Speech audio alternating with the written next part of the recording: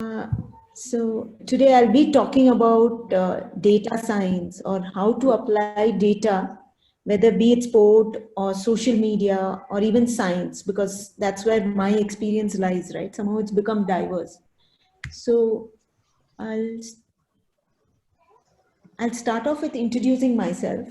So how I ended up in this data journey. So I did my undergrad from IIT Madras, and I did it in aerospace engineering. But as I was doing my engineering, my interest changed, and that often happens at IIT. And so I started getting interested in neurosciences during my third year. And that's when I did one fMRI study with a neuropsychiatrist at Chennai itself. And basis that experience, I got really interested in neuroscience. And that was the time when neuroscience was growing in a tremendous way. And it still continues to grow. So I followed it up with a PhD in neuroscience with Dr. Balla and Dr. Tara Tyagarajan. So I did this at NCBS. Here I mostly studied very basic neuroscience. What that means is I tried to study single cells in the case of the brain that happens to be the neuron. So I studied the neuron and how memory works and how people react to different situations. So those were the kind of things I did when I was at NCBS. Following this, I continued to work with Dr. Tara Tyagarajan. So she's also a neuroscientist come entrepreneur. So, and she also runs this company called Madura Microfinance, which is one of the largest microfinance companies in Tamil Nadu. So she said, why don't you kind of come and we can build out data in Madura Microfinance. A data democracy is what she called, right? What that means is everybody in the system of Madura Microfinance uses data to take a decision, right? And that's what we built for the next 3-4 years. Uh, After that, I'm a part of two entities.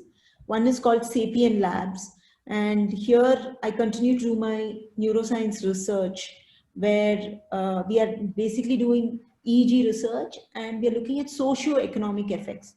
So basically, how do people in rural areas differ from people in urban areas?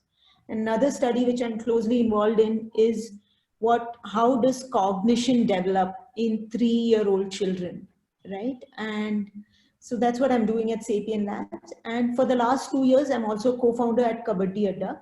And this is, you can think of it in one sentence, I'll summarize it as the quick info for Kabaddi. But we'll come more to that as I get there. And today my talk is going to be about none of these in specific, but all of them together. And the one thing which ties all of this together is how I use data in each of these spaces to kind of create solutions, solve my issues, and we'll get to it in more detail, right? And so that's my bio in some sense. And we'll start off with the most interesting and of the studies which we have done, which is our journey with Chennai Super Kings. So we started working with Chennai Super Kings in December of 2017. And that's when CSK, sorry about that. Yeah, CSK had been banned from IPL for 2 years, and they wanted to make a big comeback in the year 2018. And they've never used analytics before to take decisions. And all the other teams were using analytics, so they wanted to figure out, okay, let us also see if this year we have to come back with a bang, we need to kind of cover all bases. So they came to us, and our only experience at that time had been in Kabaddi analytics. But we were a little bit of an expert when it came to auctions, right? And I guess that is a very niche space. So, and there was a good match in terms of wavelength and the language we speak and things like that. So they decided to work with us. And in those, it was basically a stint for 2 months when we started off, right? And we still continue to work with CSK.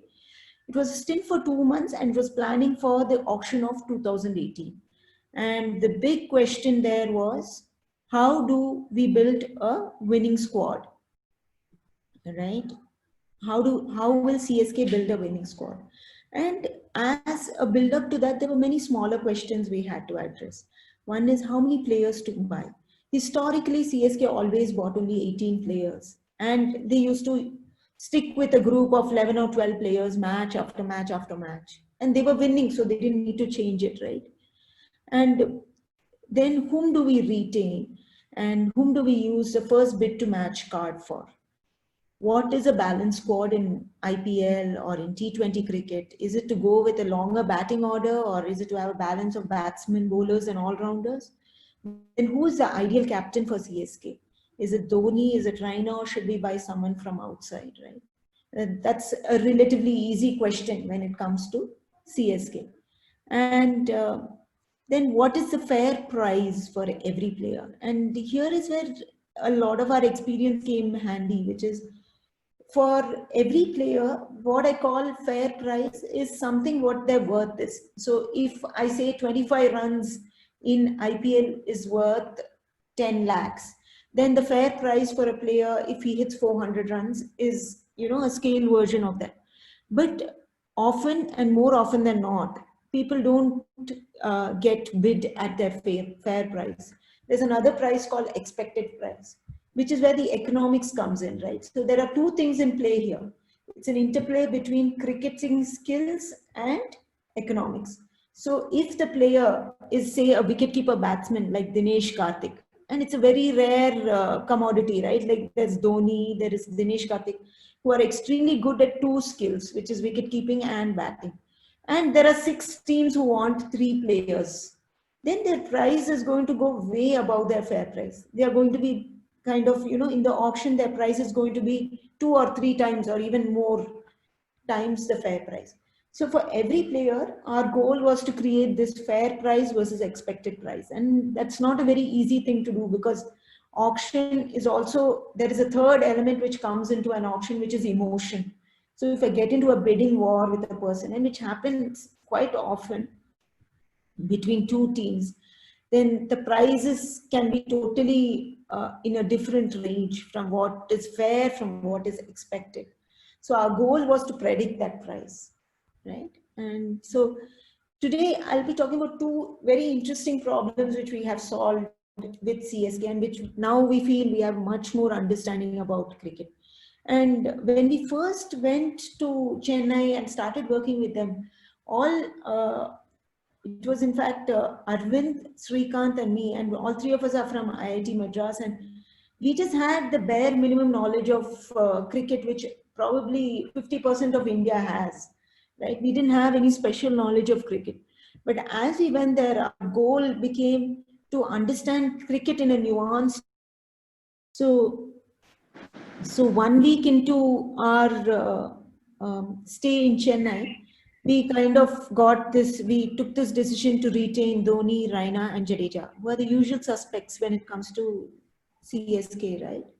And so this meant that only half of the batting order is set, and it has cost us an enormous amount.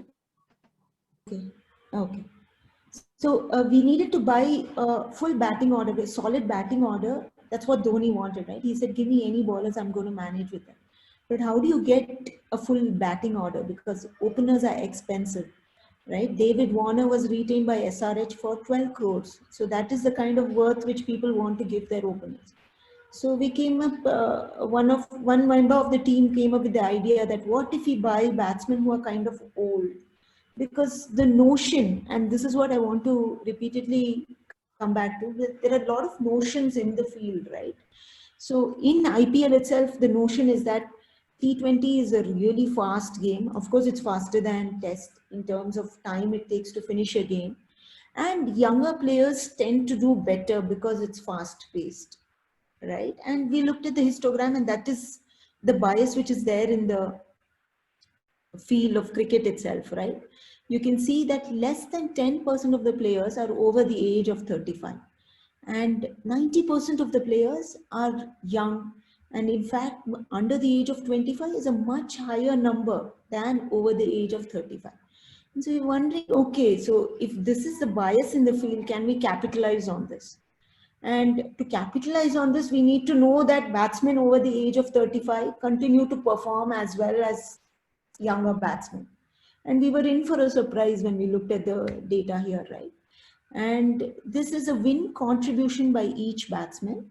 And on the x-axis, what you can see is the batsman age.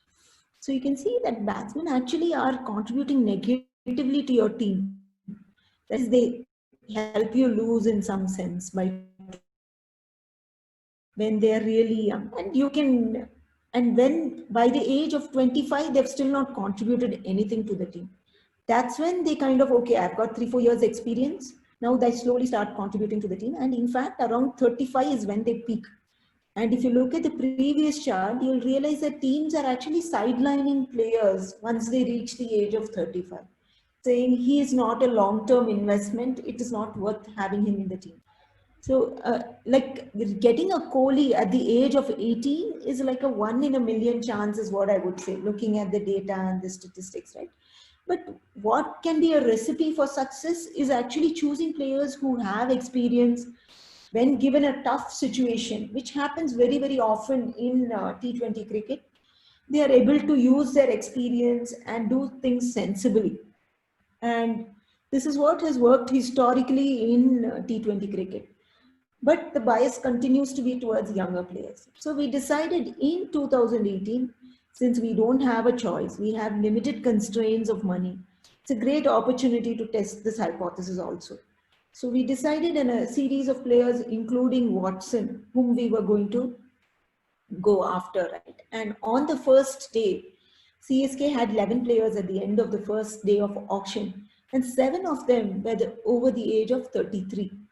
And when Fleming was asked this in the press release, he said, yes, of course, it is a deliberate strategy. And at the end of the auction, we had 11 players who were over the age of 30. And at the end of the day, CSK could have the last laugh in this particular case with Watson going on to score 100 and then winning the tournament in 2018, right? I mean, I'm sure there are a lot of other variables which are involved, but using data, we can avoid making mistakes and avoid falling prey to notions, right? And another point I want to make is in the same auction, the teams, the number of players who were under the age of 20 who were bought was much higher than the number of players over the age of 35. So the notion continued across 2018 auctions. So the next big auction is going to happen in 2021, likely to be in 2021. It's supposed to happen in December 2020. I think it'll get postponed because of the delay in the current IPL. But when that happens, let's see how this whole perception changes, right? Because CSK has performed incredibly well with 30-year-old plus team, which a lot of people called Daddy's Army at the end of the auction, right? When we actually closed in with the team. So let's see how that pans out and whether notions have changed over the last 3 years. Going forward, once we built our batting squad, our next job was to build the bowling squad. And bowling squad also comes with a lot of tricky terrain to, get over. So here I want to just give some context about sport in general, all right? So let's take 2 sports here, for example, and basketball and football. So basketball is called a strong link sport. What that means is if I have a very strong player in my team, that player can totally run away with the match single-handedly. And basketball is a strong link sport, simplistically put, because if I have that one strong player, he can play for the full 90 minutes. He can score as many points. He can practically score all the points which your team has to score. So it's his ability, it's his stamina, it's his capability which kind of defines how well you do, right? So having the best player makes a lot of difference in basketball. And which is exactly what we saw in the 90s when Chicago Bulls went on to win 6 NBA finals, right? And that was an incredible season because those were the exact 6 years when Jordan won the MVP. So as long as Michael Jordan was associated with Chicago Bulls, they had that reign like a team which is no one have never seen before, right? And that's it. When you talk about football, it is the exact reverse. Football is a weak link sport. So one mistake can often cost you the match in the sense that there are only 2 or 3 goals scored in football. So if I allow that one mistake to happen, mostly that's the end of the game for me. So, and here there is a beautiful use case in terms of the team Leicester in English Premier League, which is not known to be one of the more bigger, more popular teams. And in 2014-15, they went on to win the English Premier League by creating a team without any superstars. But they just made sure that their weakest player was not too weak. So we have been thinking about this, and we have been thinking about applying this to Kabaddi. But cricket presented a much cleaner use case. So when it came to cricket, we felt that just off the top of my head, we felt that batting is a strong link sport because a batsman can go on, like Virat Kohli can start from the first over, play for the all full 20 overs and score as many runs as he can, right? On the other hand, bowlers have a constraint of just bowling 4 overs, which means it is only, they can't, if you get the best bowler also, he can only bowl 4 overs. He can't do much more damage than what he can do in 4 overs, which is what we saw with Rashid Khan, right? Amazing spinner, can almost keep every batsman quiet and often take a bunch of wickets. But once batsmen figured out that if I just take it slow, play defensively, to Rashid, then I can capitalize the rest of the time. Then that was the end of Rashid's wicket taking ability. It came down dramatically over the last 3 seasons. And although his economy kept remaining stable or even became better than what it was earlier. So we felt bowling was a weak link sport. So we probed it a bit further, right? We took a lot of bowling metrics, including which are the worst 4 overs, most wicket taken by a bowler, least runs given by the best bowler. And we took all kinds of bowling metrics, ran it through a machine learning algorithm, and saw which bowling metric defines whether the team will win a match or not. And this is how we do most of the machine learning analysis, right? You take a bunch of parameters, and it's more useful if you take very relevant parameters to your context. And so we created these array of parameters and then said which one of these parameters best tells me whether the team is going to win or not. And surprisingly, we got the worst 4 overs as a key metric which defines whether a team will win or not. What this means, I'll tell you. So let me just show you this graph, right? These are 2 matches played by CSK against the same team, which is Kings 11 Punjab. In one case, CSK won the match. In this case, CSK lost the match. And each bar shows one of the 20 overs. So this is over number 1, over number 2, and so on and so forth. And here what WPA means is win probability, right? So how much win contribution in some sense, over 1 has contributed minus 4% to the win.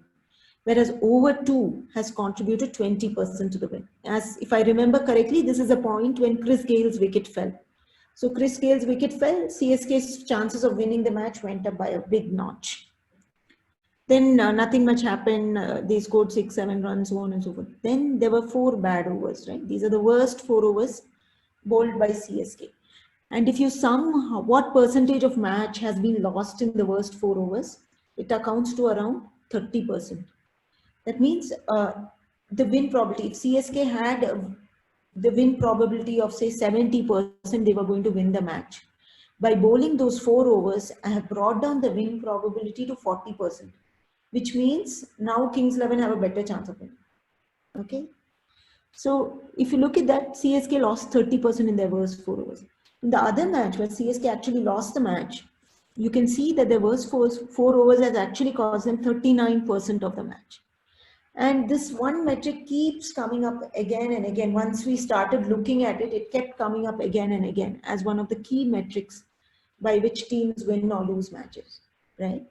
And this was the basis of, in fact, buying a bowler like Lungi Nigidi in the 2018 auction. We knew he was a good bowler. He has proved well in international circumstances. But he was coming at a price of 50 lakhs, which was the base price. So it was a no-brainer for CSK to actually buy Lungi Nigidi. And he proved immensely valuable in that season. So here I'm just taking one step back and talking about how usually data analytics is done in sport, in cricket, right? Often, more often than not, people look at what is above the iceberg, which is how much has a player contributed to a win. So Virat Kohli scored 100 and that contributed to the win. You know, it's all positive things. Jasprit Bumrah took 4 wickets and gave only 10 runs and that contributed to the win. But often we ignore what is contributing to the loss. And here is where I feel, and this problem presents itself in all data scenarios, that we need to look at the bigger picture, the complete picture. What is contributing to the loss is almost as important, if not more, to a game of cricket. And which is what we have attempted to do by creating metrics like the worst 4 overs. And I'll just show you how in one specific match, this is the 2018 finals between CSK and SRH. And on the y-axis, it is a win probability. So if the win probability is 1, it's a guarantee that I'm winning the match. Win probability is 0, I'm definitely losing the match. Here there's a huge crash because on the first ball itself, it was a no ball. So SRH got 1 run of 0 balls. So the code got a little bit confused about what is really happening, right? So then it quickly corrects itself. And then every time you can see when Nigidi balls a maiden, the win probability increases by a bit. And then Dhawan gets out and a win probability goes up a bit more, right? And here there are a couple of bad overs, right? And so the win probability quickly drops from 50% to say 40%, right? And so, and this is the first innings, which was batted by SRH. And they put a score, and at the beginning of the second innings, CSK start off with a win probability of 47% to win the match. And here is where Watson, our 35-year-old batsman, has a big role to play, right?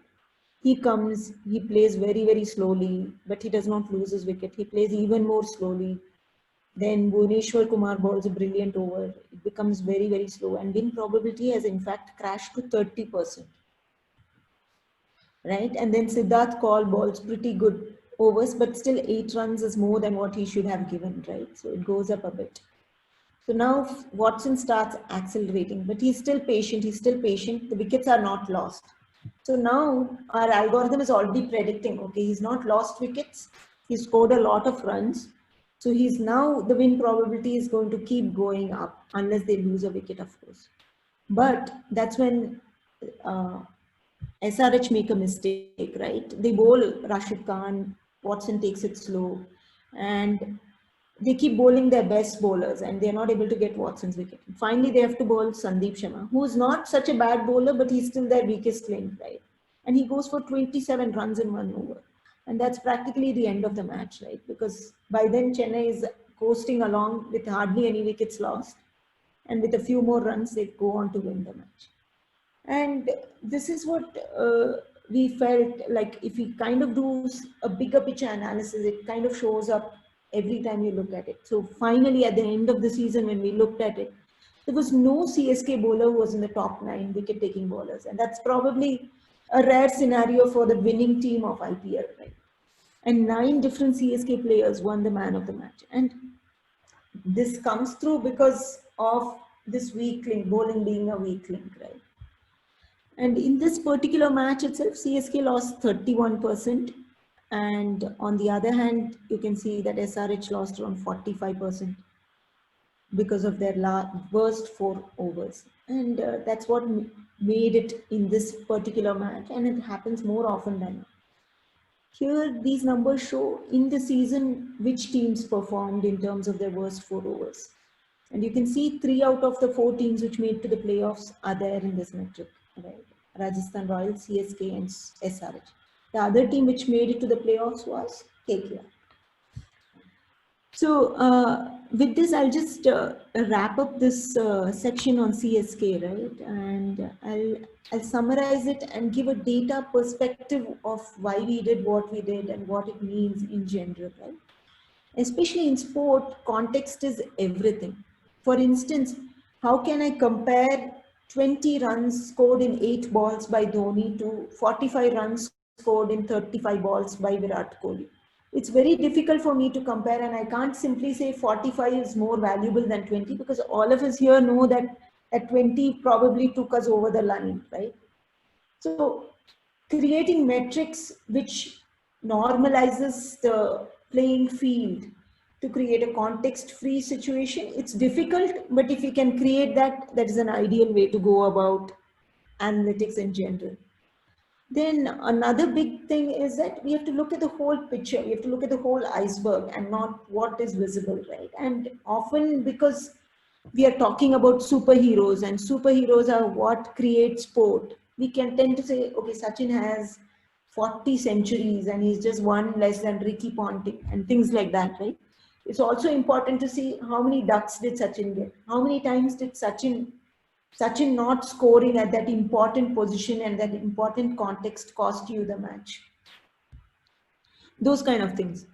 Then, most importantly, and this is there everywhere, we should, it's not that anybody is literate or illiterate, right? It's that as we kind of keep getting all our experiences, we kind of build notions. We have all these imaginations. In the case of IPL, it is that IPL is a fast sport designed for young players, right? Not probably true. And so we need to kind of keep aside the notions and try to build on the facts. And another thing which has helped, and I've not talked much about it today, which is when combining knowledge from multiple fields. And this is what created a niche space for us, specifically because we were able to kind of combine supply, demand, economics with cricketing performance in the auctions. And we continue to do that. I'll totally change gears now, and I worked for 4 or 5 years with Dr. Tara Tyagarajan, who was my collaborator in neuroscience, and she runs this company called Madhura Microfinance. And I was always interested in micro lending, so it was a very nice place for me to kind of see what's going on. And I spent some time, and we have created some disruptive impact in the chain of Madhura Microfinance. And I'm going to just share that story with all of us. So this is a very simplistic version of how microfinance lending works, right? So in microfinance banks, there are these banks and they lend small loans for 15,000, 20,000, 30,000 kind of amounts, mostly to women. And most of these women are in villages in rural areas, and they don't have any collateral, right? Like when we take a loan, we need to keep a house as a collateral. They don't have any collateral. So they create groups of 10 women, and the remaining 9 form, in some sense, the group is a collateral for every individual. So if one person doesn't pay, the group has to compensate and repay or put social pressure, whatever it is, right? So that's how it works. And then money is recollected, and if people pay, they get bigger loans next time. So that's their incentive to repay again, right? So how it actually works is Madhura Microfinance run from Chennai. They have 160 branches. When I joined, now they're much bigger. Madhura, they had 160 branches across rural Tamil Nadu, across 2,000 villages, right? And there are village clusters run by cluster managers. And so you group a bunch of villages, and a branch kind of manages that one particular cluster of villages. And then in each of these villages, you identify micro groups and so on and so forth. So here, because it's run centrally from Chennai, it has to be governed. You have to look at numbers, you have to look at data to take decisions. Otherwise, often what happens is you get biased by the little bit that you see, the 1 or 2 trips to the village you took, without having the local context. when you take decisions, it often ends up being a wrong decision, right? Although it seems like the intuitively right thing to do, it may not be. And this is where data comes in, right? So the first question we wanted to address was just, it was an easy question from data perspective. So we started off there. Where do you lend the money? So this is a structure. Each one of these dots shows a Madura branch, right? And this is a cluster of branches. Each color shows a cluster of branches. So here you can see 5 branches in and around Kanyakumari. And this cluster is run by a manager in some sense. And a cluster has a productivity, a score, and all that. So there are 60 clusters which Madura has across Tamil Nadu. And so usually how suppose you get new villages and which have to be added to the cluster, you just see whichever manager's top performing, if he's there nearby, you put him in that cluster, you put the village in that cluster, or you look at rough geographical map location and then put them in those clusters. But what happened was, when we looked at the simple, they have this measure called productivity, which means how many loans are, what percentage of loans have been repaid and are not in arrears, right?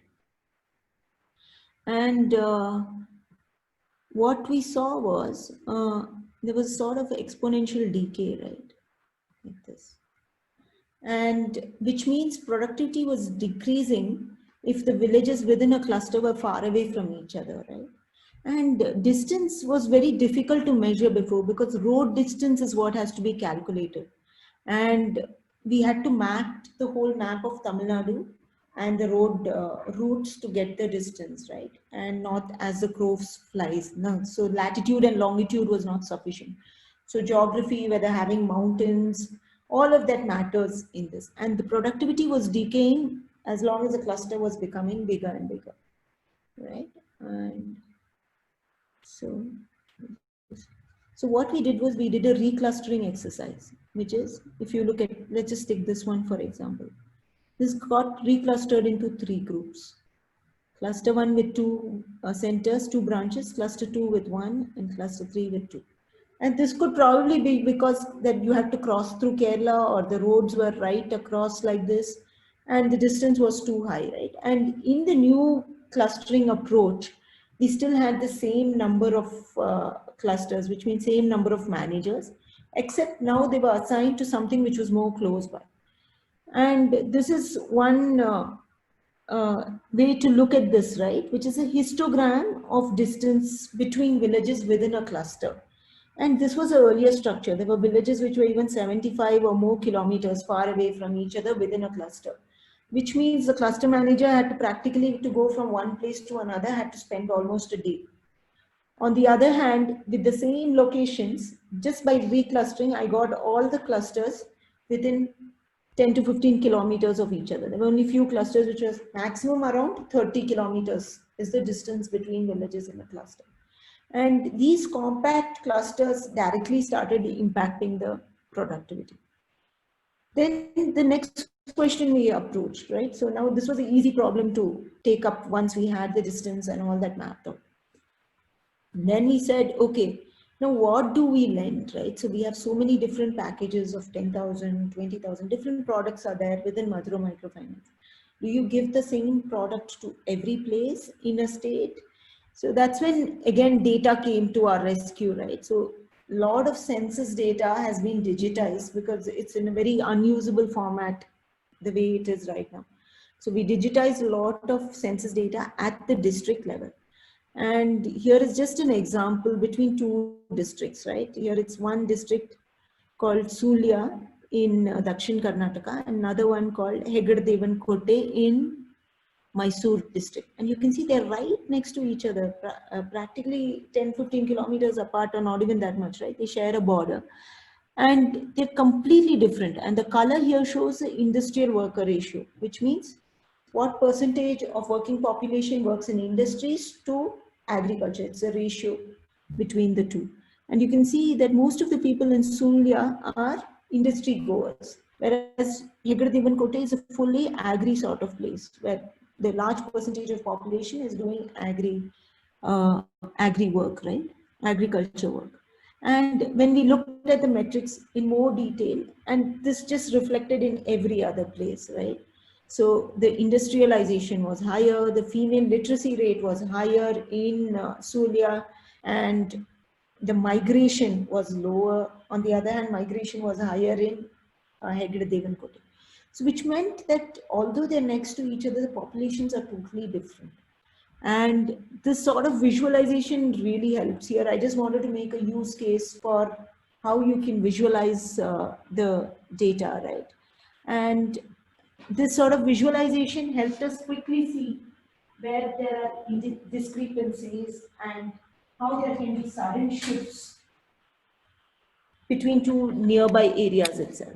And the borrower base is very different between these two places. And Sulia would have a more savvy population compared to Hegde Devankote. So I'm likely to give a product of much higher value in Sulia than Hegde Devankote.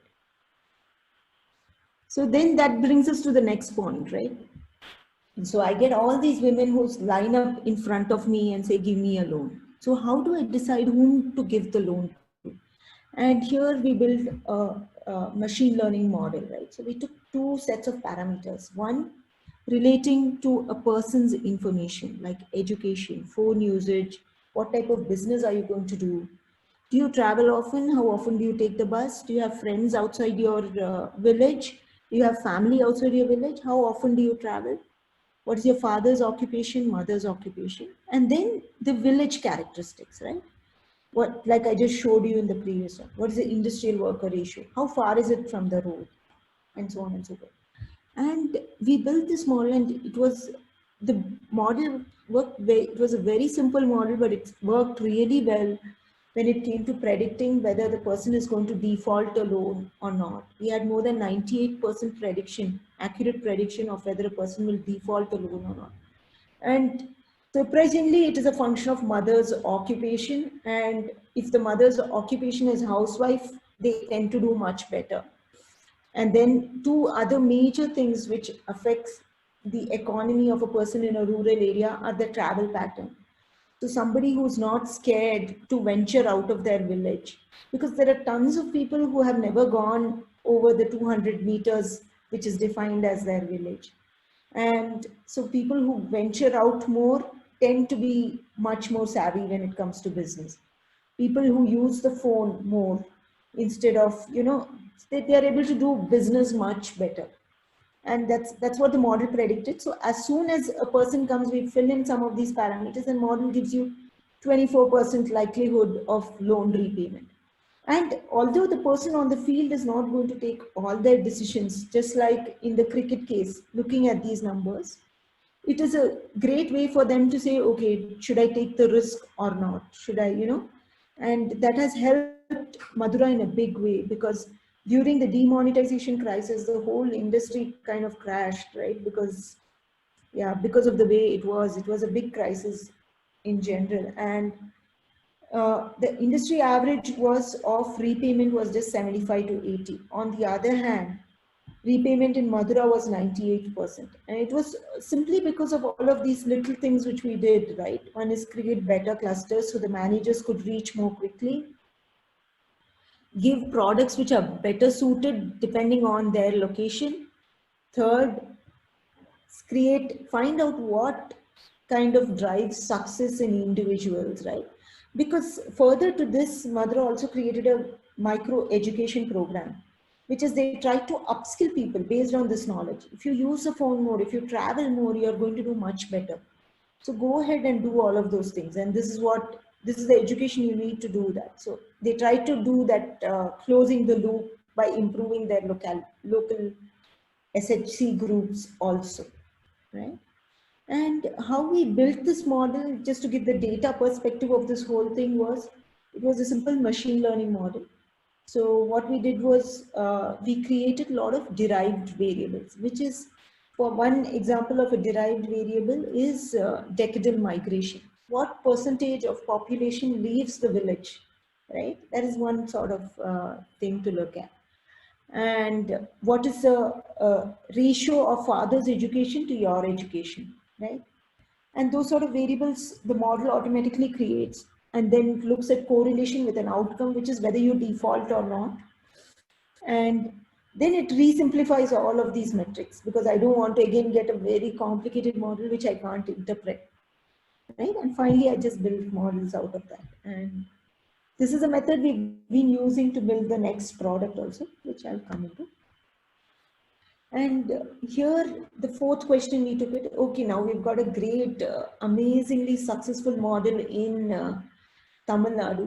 Now, how do I grow my revenue? I need to scale to different places. So now I took the whole, this analysis to the new level, which is, I look at all the villages in Tamil Nadu, all the centers, and look at, okay, the green ones are all the ones, say, which are doing really well. So what is it that differentiates these green villages from the red villages? Red villages are the ones which are doing badly.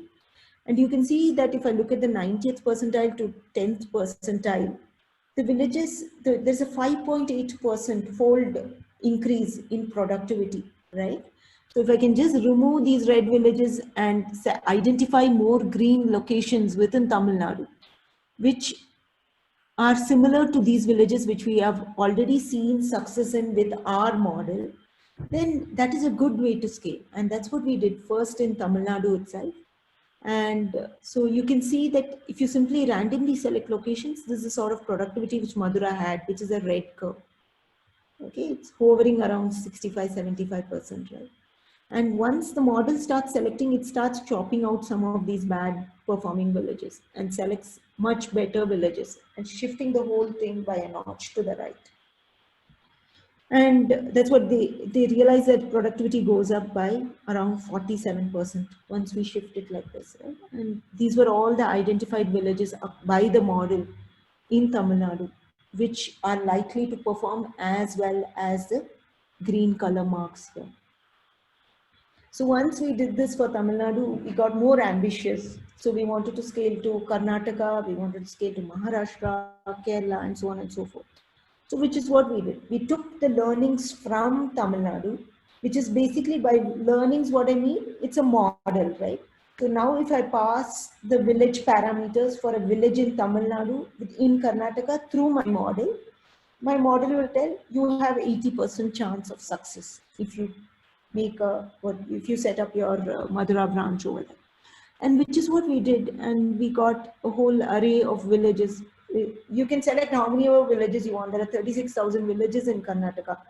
So you can select whatever fraction you want depending on the business needs. The same thing for Tamil Nadu. And once the cluster manager goes to the location, he identifies, oh no, there is too much competition here. So I don't want to set up my branch here. So that's again a decision which finally the decision happens on the field, on the ground. But the model has filtered out 90% of noise for you and given you a small data set from which you can take it forward quite easily. So we were doing this, and our goal was to do the same thing for Kerala, except it didn't work out nicely at all, right? So when I passed the Kerala villages through the model, and I didn't even look at what the data set looked like. So I just passed the Kerala villages through the model. And the model through NA is not applicable for practically every village in Kerala. So we were shocked. We were like, okay, what is wrong with the model? There were 1 or 2 weeks of looking into the model, why it's throwing an NA, right? And then we said, okay, let's go to Kerala and see what's happening in Kerala. And what we realized was Kerala is practically a different country. And Kerala really does not belong in any of these numbers to India, right? In some sense. And this is what I'm just showing you a couple of data points which can reflect that. And here is the data set for Tamil Nadu, which was our base data set. And you can see that Karnataka and Maharashtra are more agri-centric. This is a histogram. So y-axis shows how many villages are agriculturally oriented, which is at this end of the axis. How many villages are industrially oriented. And you can see that there's practically no overlap between Tamil Nadu and Kerala. Tamil Nadu ends here and Kerala begins there, right? And so looking at this, why is this the case is what the question is. So we dug a bit more and we saw distance to national highway is a nice metric which is reflective of many economic parameters for villages, including their GDP, the growth, number of jobs, literacy rate, and so on and so forth. So we looked at distance to national highway. And you can see that all villages in Kerala are within 10 to 15 kilometers from a national highway. And that is incredible. It is also lucky for Kerala that their geographical shape kind of incentivizes them to only have one or two national highways and they can connect a lot of places. But that is the way the state is designed. On the other hand, there are many, many villages in Karnataka and Maharashtra which are hundreds of kilometers away from national highway. So if I create some product, it's very, very difficult for me to sell that product as a person in the village. Whereas in Kerala, it's just a bus ride away and they have fantastic bus connectivity throughout the state. And this again finally reflects why children can go to school also very easily, because where there are highways, there are schools, and so literacy is also at the other end of the spectrum. And so we had to completely innovate and build a new model for Kerala bottom up, because the model from Tamil Nadu just did not scale when it came to Kerala. And this painted a beautiful picture to me in terms of the fact that Kerala is a lot closer, although it is socialist, it is so much closer to the way United States is in terms of road connectivity and other parameters, literacy and all that, than to any of the states in India. So I'll summarize this section now. And so how did data help decision making in Madura, right? So we looked at data at so many different scales, whether it's at the village scale, at the individual scale, or at the state scale, and every scale through a different perspective. And all together we've got the learning today, right?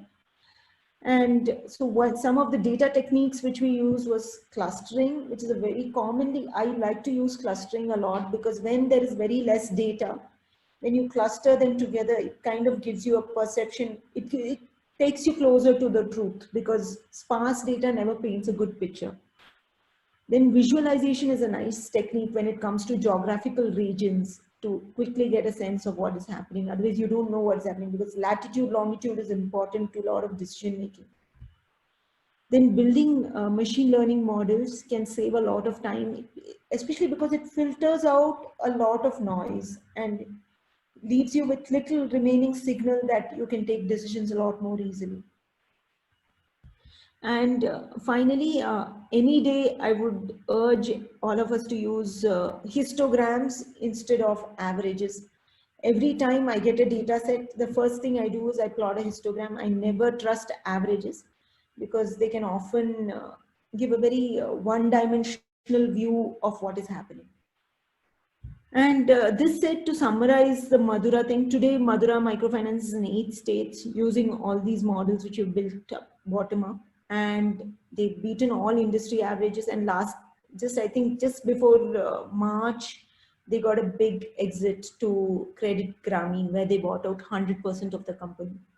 So this is how data can totally transform an entity or a business, if you think about every single aspect of data.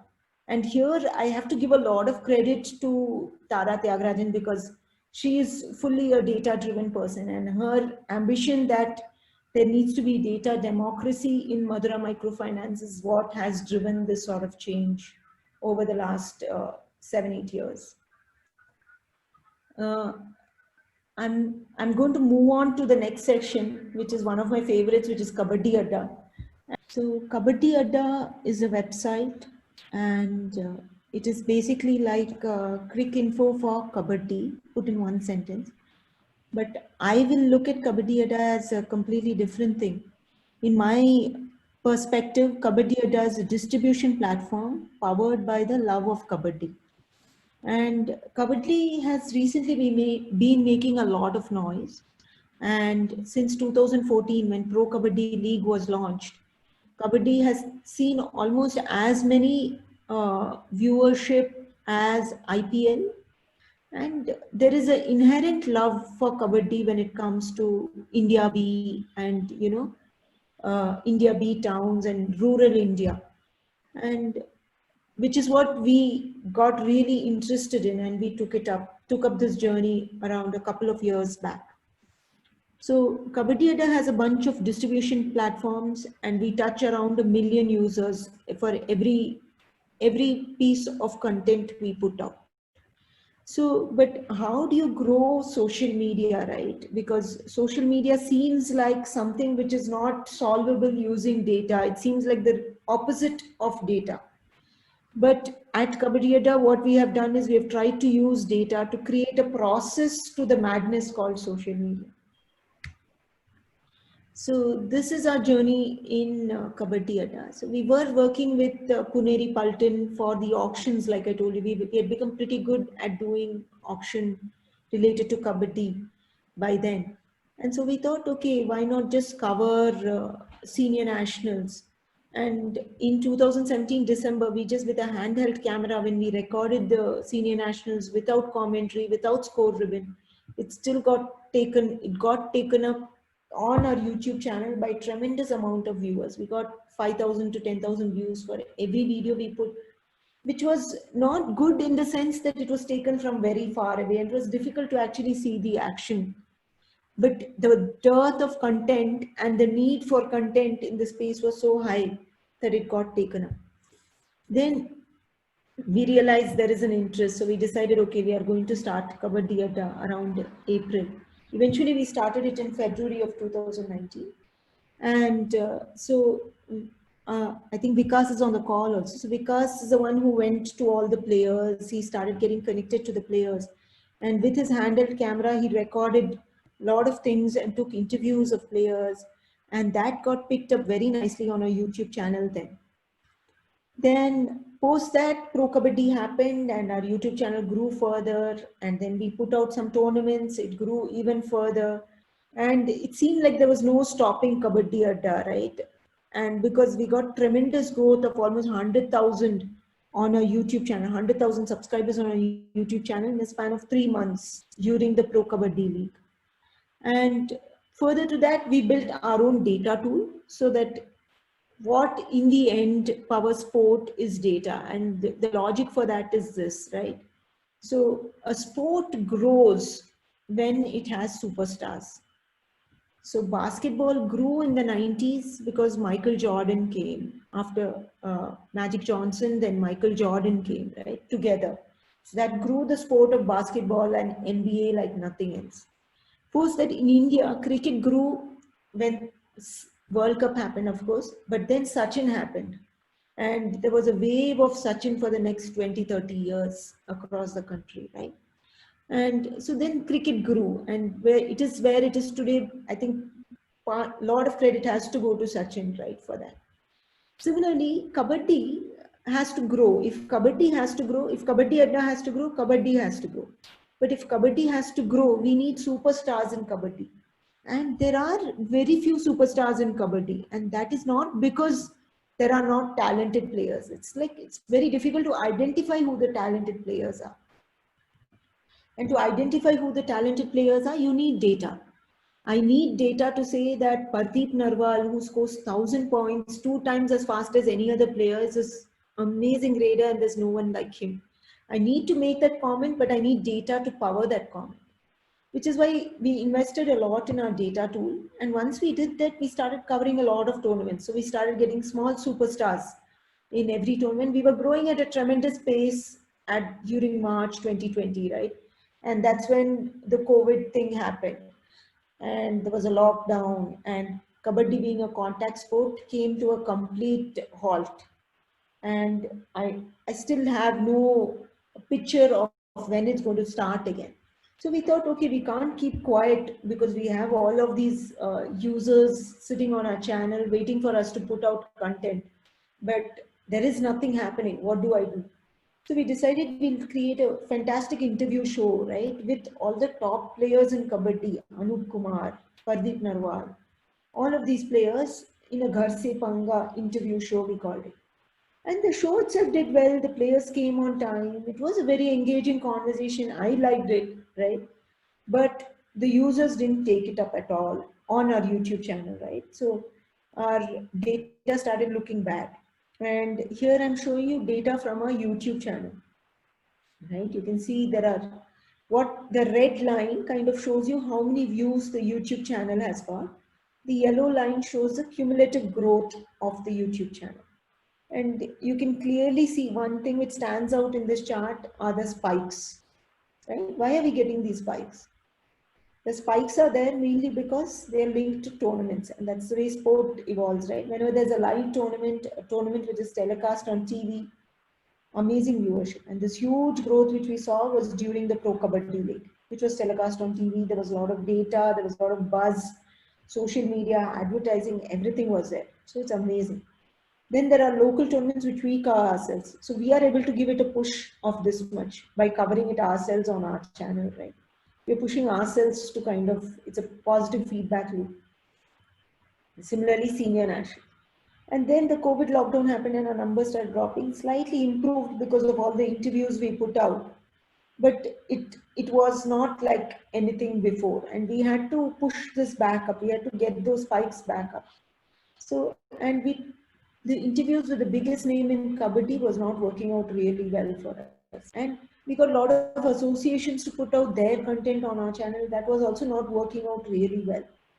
So, what the point also is that the interesting point is also is that in this time between April to June, right, we put the most videos per day that we have ever put. And we got the worst results. So more videos means more growth is a bad notion when it comes to Kabaddi Adda, specific YouTube channel, right? So again, we went back to data. When we went back to data, we realized spikes are associated with the action. That is one of the big learnings. Then we saw that all the interview content we put was actually pulling us down, right? In some sense, it was like the iceberg case in the CSK. So it was what was below the iceberg. So the numbers were looking bad. So YouTube was not recommending us, and eventually we were not doing so well, and so on and so forth. Okay, so it was a spiraling downhill slide. So we did two things to change that. One, we created a new channel called Kabaddi Adda Knowledge and moved all the interview content there. So we still knew there were 1,000, 2,000 people who were interested in that and who feel bad if that content is not there. That's what I'll call the long tail. Then most of our audience, 99% of our audience wants action content. They want Kabaddi, Kabaddi, Kabaddi, nothing else, right? So we decided, okay, there is no live Kabaddi happening, so we'll do retro live, and we'll do it bigger and better than ever before, right? We'll add commentary, we'll add score ribbon, we'll add slow motion, we'll release the highlights one day later, and this show will happen every Saturday. And in fact, today is the final day of that show. And this will happen every Saturday at 7:30 p.m. in the night. We created a whole package around it. And it worked wonders, is what I can say now in hindsight. This is when we introduced it. We moved all the interviews to another channel and we created Retro Live. And we can see that now we are at 2.5 times the performance that we had in the months of May and June, when in fact we put out more content. So for Kabaddi Adda, it was not more videos means more views. That is a notion. It's action videos get the views, seems to be more like it. And we also created great content when it came to Retro Live. So that worked out really well. So here, there is just one big point I want to make, and this happens often in any field we are in, right? We get stuck with something, we are worried about something. In this case, our worry was that our most premier channel is doing badly. So that was a big worry for Kabaddi Adda, because distribution is everything for us. And so then what did we do? The only thing we could do was you go look for facts. And once you find facts, you will kind of find a way to resolve that, which is what we did. And the story for Instagram is a little different because they don't share as much data as YouTube with the users. So it's much harder over there to actually use data to create disruptive changes. But whatever it is, whenever you get data, I think it's a nice way to kind of tread through social media. And in fact, it is a process way of treading through social media. So systematically, you'll keep growing. You may not have crazy spikes, but eventually you will grow. So that's the route we are taking at Kabaddi Adda. Right. And with that, I think most of the stories I wanted to share are over. So I'm just going to do a small case study. Since we have only around 10-15 minutes left, I'll just do it quickly. Right.